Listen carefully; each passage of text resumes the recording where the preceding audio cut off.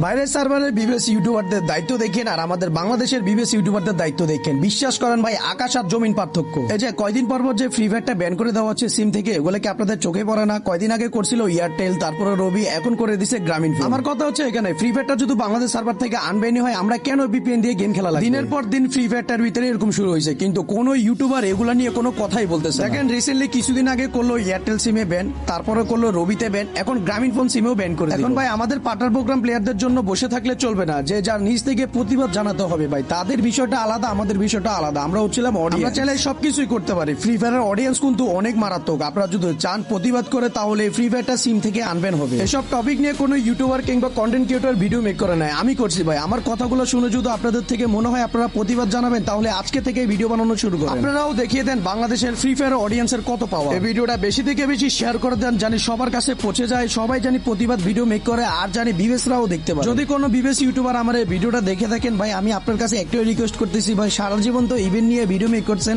আজকে এই টপিকটা নিয়ে ভিডিও মেক করেন। দেখেন ভাই, অডিয়েন্সেরও তো সুবিধা অসুবিধা দেখতে হবে। এখন থেকে আমাদের দাবি একটাই, সিম থেকে ফ্রি ফায়ারটা আনবেন করা হোক।